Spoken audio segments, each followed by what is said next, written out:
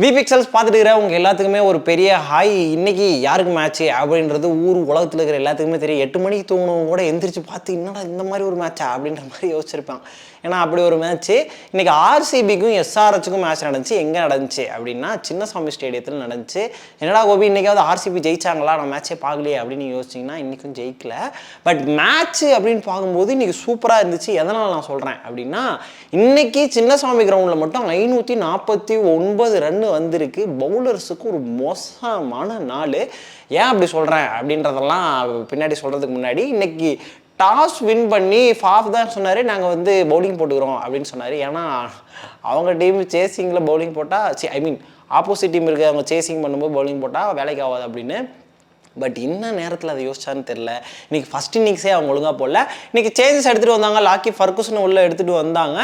அதுக்கப்புறம் முகமது சிராஜை ரெஸ்ட் பண்ணாங்க. ஒரு ஓகே நல்ல ஒரு சேஞ்ச் தான். ஏன்னா ஒரே டீம் சரியாகலை அப்படின்னா மறுபடியும் ஏதாவது போட்டு பண்ணலாம் அப்படின்றது ஒரு நல்ல விஷயந்தான். அப்படி இருக்கப்ப இன்னைக்கு 287 ரன் கொடுத்தாங்க.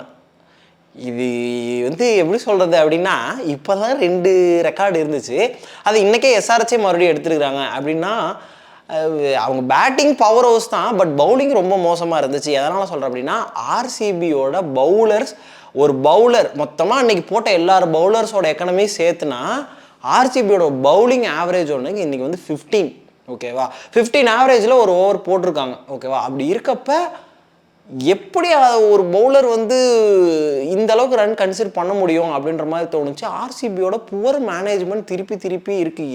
எதனால் சகலை விட்டாங்க அப்படின்றது இப்போ வரைக்கும் அவங்க யோசிச்சிட்டே இருக்காங்க.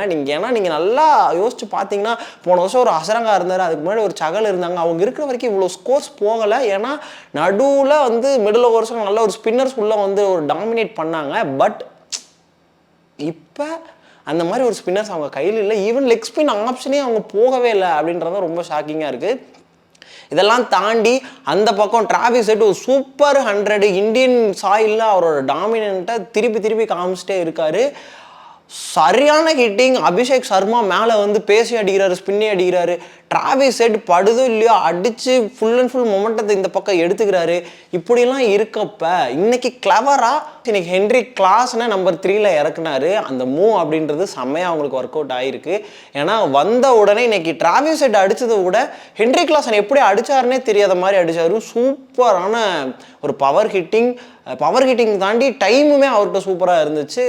ஒரு ரொம்ப நாள் கழித்து ஒரு south African player Indian soil dominate பண்ணுறதை பார்க்கலாம் அப்படின்ற மாதிரி ஒரு ஐபிஎல் இந்த ஹென்ரி கிளாஸனுக்கு அமைஞ்சிருக்கு அப்படின்னு தான் சொல்லணும். ஏன்னா எப்படி அடிச்சு முடிச்சானே தெரியல, அதுக்குள்ளார வந்தோடனே அப்படியே நான் வந்துருச்சு.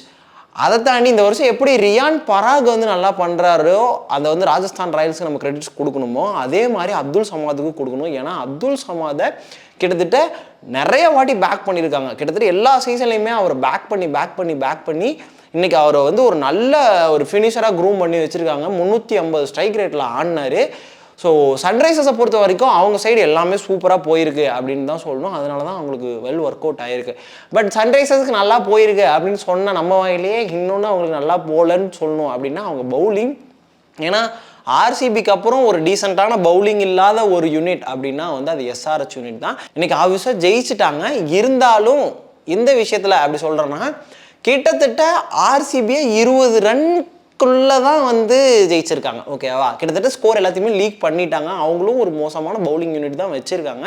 பட் ஸ்டில் பவுலிங் ரொட்டேஷன் அப்படின்றது நல்லா இருந்திருக்கு. எதனால் அப்படி சொல்கிறேன்னா, இன்றைக்கி பெங்களூரில் விராட் கோலி 210 to 250 ஸ்ட்ரைக் ரேட்குள்ளார ஆடினார். 42 ரன் சூப்பராக ஆடினார். ஃபாப் சூப்பராக ஆடினார். இன்றைக்கி ஒரு 62 ரன்னு. நடுவில் மிடில் ஆர்டர் அப்படின்றது அவங்க எத்தனை வருஷம் ஆனாலும் அவங்களால சரி பண்ண முடியல. ஒரு ரஜத் பட்டிதார் ஒரு 6 அடித்தார், அவுட் ஆகிட்டார். அதுக்கப்புறம் வில் ஜாக்ஸ் ரொம்ப அன்லக்கி அவுட் ஆனார் இன்றைக்கி. அதை தாண்டி சௌரவ் சௌஹான் உள்ளே வந்தார், அவுட் ஆனார். அதுக்கப்புறம் வந்தார் டிகே, கிட்டத்தட்ட 82 83 சரியான ஒரு சேஸில் இப்படி ஒரு எப்படி சொல்கிற மாஸ்டர் கிளாஸ் அப்படின்னு சொல்லுவாங்களா, அது சூப்பராக பண்ணியிருந்தார். 250க்கு மேலே ஸ்ட்ரைக் ரேட். ஓகேவா, ஏன்னா எனக்கு நிறைய பேர் ஸ்ட்ரைக் ரேட் அடிச்சதுனால யார் ஸ்ட்ரைக் ரேட் ஞாபகம் வச்சுக்கிறனே தெரிய முடியாத அளவுக்கு ஸ்ட்ரைக் ரேட் இருந்துச்சு. அப்படி சூப்பராக ஆனார். நட்ராஜனை தூக்கி ஒரு 6 அடித்தார். யார்க்கரை கீழேருந்து பிக் பண்ணி ஒரு ஷாட்டு 108 மீட்டர் 6 போச்சு. தினேஷ் கார்த்திக் ரொம்ப நாள் கழிச்சு ஐபிஎல்ல நம்மள எல்லாத்தையும் திரும்பி பார்க்க வைக்கிறாரு. ஏன்னா போன வருஷத்துக்கு முந்தின வருஷம் சீசன் செம்ம சீசனாக இருந்துச்சு. போன வருஷம் சீசன் கொஞ்சம் ஆஃபாக இருந்துச்சு. இந்த வருஷம் சீசன் மறுபடியும் பேங்காக வந்திருக்காரு. பட் என்னதான் நம்ம சொன்னாலும் ஆர்சிபி அவங்க சைட்லேருந்து ஒரே ஒரு விஷயத்தை நல்லா எடுத்துப்பாங்க. என்னன்னா மொமெண்டம். ஓகே, 260 நாளும் நம்மளால் அடித்து எடுத்துகிட்டு போக முடியுது அப்படின்ற ஒரு மொமெண்டத்தை அவங்க சைட்லேருந்து எடுத்துகிட்டு போகலாமே தவிர லீகில் அவங்க எந்தளவுக்கு அலைவாக இருக்காங்கன்னு தெரியல. ஏன்னா இதுக்கப்புறம் 7 மேட்ச்சில் 6 மேட்ச் கன்ஃபார்ம் ஜெயிச்சே ஆகணும். 6 மேட்ச் ஜெயிச்சா தான் அவங்க 16 பாயிண்ட் கணக்குள்ளாரே வருவாங்க. அந்த 6 மேட்சும் ஜெயிக்கணும். 7 மேட்ச் ஜெயிச்சா வெல் அண்ட் குட்டாக உள்ளே இருப்பாங்க. அவ்வளோதான். 7 மேட்ச்னால் 14 பாயிண்ட்டு. ஆல்ரெடி 2 பாயிண்ட் இருக்கிறனால 16 பாயிண்ட்டு. ஓகேவா? ஸோ இப்படி இருக்கப்ப கொஞ்சம் அவங்களுக்கு இதுக்கப்புறம் எல்லாத்தையுமே ஜெயிச்சு தான் ஆகணும் அப்படின்னு இருக்கப்ப இதுக்கப்புறம் பெருசாக டோர்னமெண்ட்டை பற்றி இப்போ யோசிக்காமல் நம்ம பாட்டுக்கு நம்ம விளாட்லாம் அப்படின்னு ஆடினாங்களே பார்க்குறதுக்கு ஐபிஎல் நல்லாயிருக்கும் அப்படின்னு தான் நம்மளால் சொல்ல முடியும். மற்றபடி இன்னைக்கு ஒரு மும்பை அன்னைக்கு நம்ம யோசித்தோம் ஒரு வகையில் சேஸ் பண்ணிடுவாங்களோ அப்படின்னு. ஆனால் இன்றைக்கி ஆர்சிபி கிட்டத்தட்ட அந்த ஹோப்பை 80% நம்ப வச்சாங்க. 80 இல்லைன்னா கூட ஒரு 50% நம்ப வச்சாங்க. ஓகே, சேஸ் பண்ணிடுவாங்களோ அப்படின்ற மாதிரி. ஏன்னா அந்தளவுக்கு டிகேவோட நாக்கு நல்லா இருந்துச்சு. அண்டு ஆல்ரெடி சொன்ன மாதிரி தான் ஆர்சிபி பெருசாக இந்த டோர்னமெண்ட்டில் அவங்க இதுக்கப்புறம் நம்மளோட இன்டென்ட் என்னன்னு காட்டி ஆட ஆரம்பிக்கணும். அவ்வளோதான் அவங்களால பண்ண முடியும். அதை தாண்டி சன்ரைசர்ஸ் சூப்பராக பண்ணியிருக்காங்க. இன்றைக்கி மேட்ச்சில் ஆர்சிபி மேட்ச்னால் நம்மளுக்கு குறை சொல்கிறதுக்கு நிறையா இருக்கும் அப்படின்றத தாண்டி எனக்கு என்னென்ன தோணுச்சோ அதெல்லாம் தான் நான் சொன்னேன். உங்களுக்கு என்ன தோணுச்சு அப்படின்றத மறக்காமல் கமெண்ட் பாக்ஸில் சொல்லுங்கள். அதை தாண்டி வேறு ஏதாவது இருக்குதுன்னா நான் பார்த்து தெரிஞ்சுக்கிறேன். நாளைக்கு இதே மாதிரி கேகேஆருக்கும் ராஜஸ்தானுக்கும் மேட்ச் இருக்குது. அதில் யார் ஜெயிக்கிறாங்க, என்ன பண்ணுறாங்க, ஏதாவது சோப்புறாங்களா, ஏதாவது வேஸ்ட் பண்ணுறாங்களா அப்படின்ற மாதிரி விஷயத்தெல்லாம் நாளைக்கு வீடியோவில் சொல்கிறேன். நாளைக்கு வீடியோ எப்படா பார்க்குறது அப்படின்ற கொஸ்டின்லாம் உங்களுக்கு இருக்காது. ஏன்னா நீங்கள் சப்ஸ்கிரைப் பண்ணி வச்சுக்கோங்க. நாளைக்கு வீடியோ டக்கு உங்களுக்கு வந்துடும்.